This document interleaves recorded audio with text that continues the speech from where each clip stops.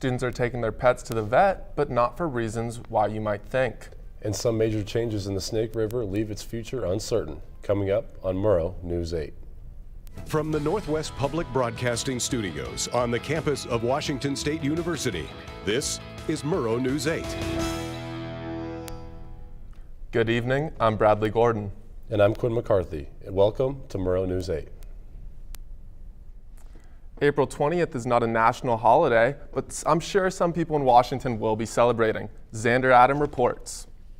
I'm out here at Kush 21 with lead sales associate Caleb Nilsson. Tomorrow they'll be having a big event to celebrate, a day that a lot consider a holiday. Can you break it down for us, Caleb? We're going to be doing it kind of special this year.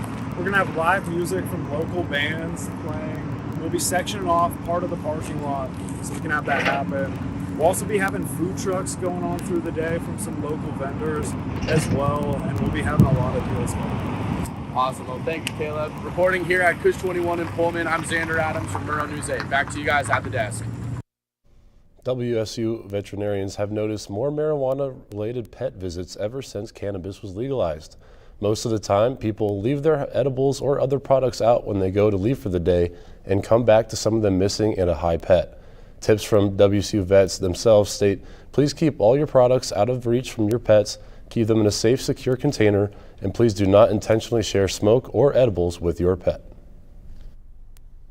Two missing children who seemingly disappeared from their home in Palouse, Washington, are believed to be being harbored in Seattle.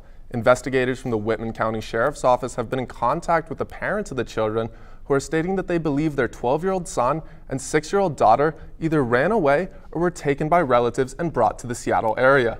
Law enforcement is now asking the public to help find these children, and if anybody that has information should reach out to the police immediately. Idaho House Bill 242 recently became a law, which makes it a crime for a non-parent adult to help a minor obtain an abortion without parental consent. This crime would be punishable by 2 to 5 years in prison in Idaho. Idaho Governor Brad Little signed the bill into law earlier this month on the 5th, and the law is set to go into effect on May 5th. The SR 127 bridge over the Snake River south of Dusty is closed today. The deck of the 54-year-old bridge is being repaired by the Washington State Department of Transportation. It's closed this morning at 11 a.m. and they will reopen it at 1 a.m. on Thursday morning. Speaking of the Snake River, it is now ranked the 4th on America's Rivers Most Endangered list. A report finds 4 dams along the river to be threatening to the salmon in the Columbia Snake River Basin. The river's once famous salmon and steelhead are now listed as threatened on this endangered species list. Next on Murrow News 8, this company has to pay out not just a few million, but hundreds of $millions for a settlement.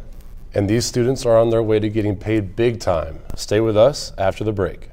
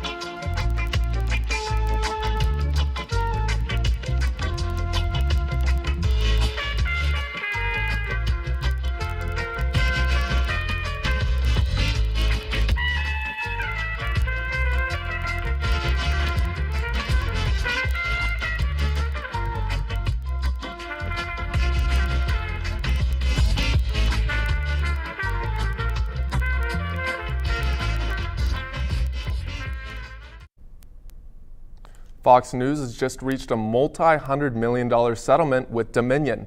Dominion being the company responsible for producing the ballot counting machines in the 2020 election.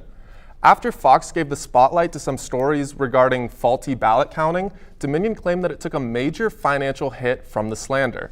And after a lengthy jury trial, a settlement of about $788 million was reached. This is now being considered the largest defamation lawsuit settlement that involves a media company in history. For anyone wanting to earn 6 credits towards your PR or advertising degree, today is the last day to apply for this great opportunity. In the final month of the school year, the Crimson Creative PR and advertising firm here at WSU is working overtime to complete any remaining tasks for their 10 real-world clients. The firm's advisor, Justin Barnes, developed the idea along with other faculty members and says their goal was to provide strategic communication students applied experience to help build their portfolios and prepare them for their future careers. We've been a part of a rebrand. We've been a part of a startup. We've helped clients change course. So I think they're just going to be able to tell stories about actual experience. Students in the firm gain incredible experience in several areas, including social media, web design, writing press releases, photography, videography, event planning, and more. Tess Allen, a senior advertising major, was one of 13 students selected in the highly competitive application process. I specifically like working with social media and designing things on like Canva or Adobe programs for social media, and one of the clients that we're working with is Virus Snow Sports, and they're a snowboard company from Germany, and it's super cool to work with them and work with someone abroad. Tess says being a part of Crimson Creative has benefited her in many ways. It's the first real career experience that I think I've gotten, and it's really enlightened me and made me realize that I am in the right career path. Morgan Koffroth, a senior PR and DTC major, is on the web development track and is receiving internship hours in addition to credit. I'm kind of known in the firm as the web girl, so most of the website redesign and anything concerning websites usually gets directed to me. Morgan is excited about the work she's done and says one website in particular has seen increasing foot traffic since her redesign. Many students appreciate the way the firm is laid out. With only one class meeting a week, it is up to them to be self-starters and manage their clients, deadlines, and workload. I really like that Justin's kind of hands-off. He pretty much just lets us run it, and I really appreciate that, and it's really given me the opportunity to kind of hold my own and kind of be professional. Don't come here asking, well, just let me know what I can do. Come here and be like, hey, I think this would be a great idea. I think we can help in these ways. As for the future of the firm, Barnes expects to see continued growth and hopes that this inaugural class will pave the way for success in the years ahead. With all but one member being seniors, Barnes is looking for passionate, creative, and active participants to join Crimson Creative for the coming year. To apply for Crimson Creative, email your cover letter, resume, and portfolio content to justin.barnes@wsu.edu by April 19th. I'm Daniela Julio Cano with videographer Haley Brunkow, Murrow, News 8. Various campus businesses are looking for new hires. The Coug, the Emporium, and the Daily Evergreen are just some businesses in Pullman looking for new workers. The Coug and the Emporium are looking for new bouncers and kitchen positions, while the Daily Evergreen is looking for reporters and photographers. You can apply to these three companies with the URLs on your screen. Well, I'd like to get a jog in this weather. It was just a beautiful morning. This is so warm, the sun was shining, the birds were chirping. Noelle, how's the rest of the week looking? Do we have any more in store? Yeah, I'd have to agree that today was a beautiful sunny day. I was doing some spring cleaning and I could just see the sun popping in and out of the clouds. So that was exciting, but unfortunately we still have some cloudy conditions for the remainder of this week. So today, as mentioned, pretty sunny, some clouds here and there, but decent weather, not as much wind as we were experiencing these past couple days. Tomorrow we're kind of looking at the same kind of action, a little bit warmer, but still cloudy, not as much wind, but not quite that sunny outcast that we're looking for yet. So let's look at the state map, and tomorrow we kind of have the same trends across the map, which is 50-degree weather here and there. Tri-Cities looking a little luckier, having 57 degrees, but these cloudy conditions are across the whole state. The west side, as expected, will have a little bit more rain than the eastern side, but a trend that we'll be having throughout the whole state, 50 degrees, and then at the nighttime, we'll actually have some rain, but hopefully when you're asleep in bed, that's what it is looking like. But if there is some rain throughout the day, be ready for that. So our week forecast, we have, again, those cloudy conditions. Friday is what I'm a little bit worried about. There's a chance of snow and some rain, and then this weekend also some rain. So don't put those jackets away quite yet, but hopefully after this week, we will have some sun. That's all I have here today at weather. Back to you guys at the desk. Coming up, the Kraken had a huge first game last night. And the Mariners finished up just about an hour ago. Stay with us. Adon has your sports next on Murrow News 8.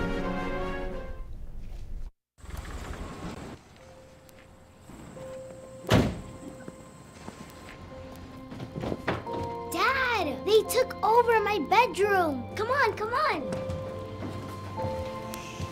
Okay, Dad. 1, 2, 3.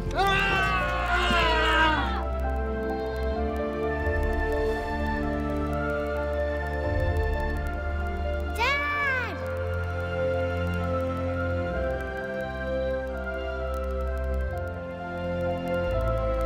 You saved me. Dad? Are you okay? I'm fine, dear.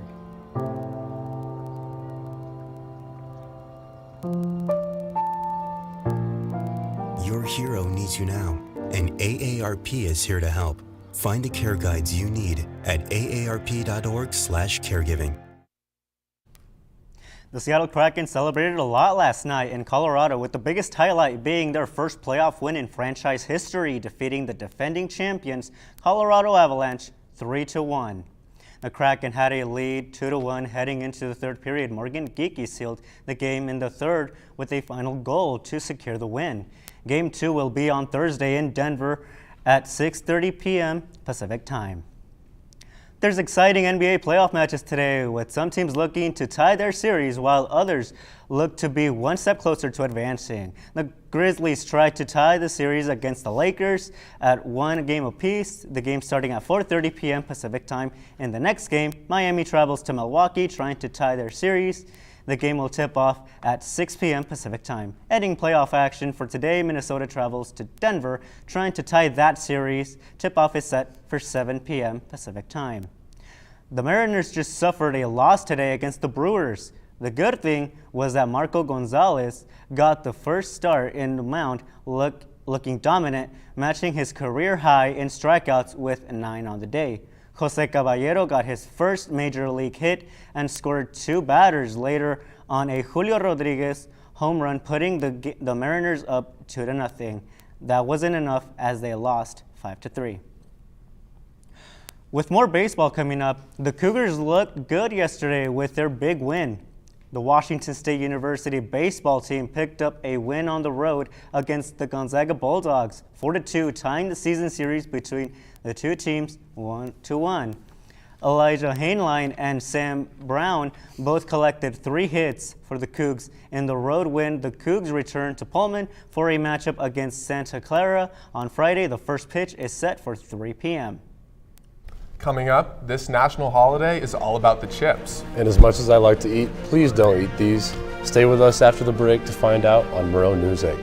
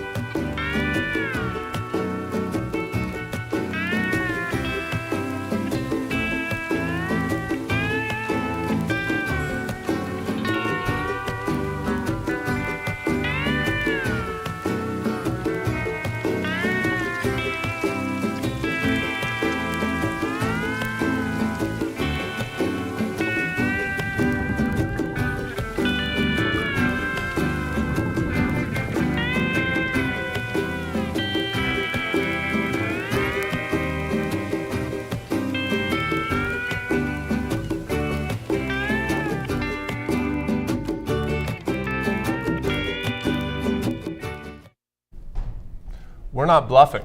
Today is National Poker Day. And if you're feeling lucky, maybe you'll find yourself at Z's Casino this evening. Please remember to gamble responsibly. That's all from us.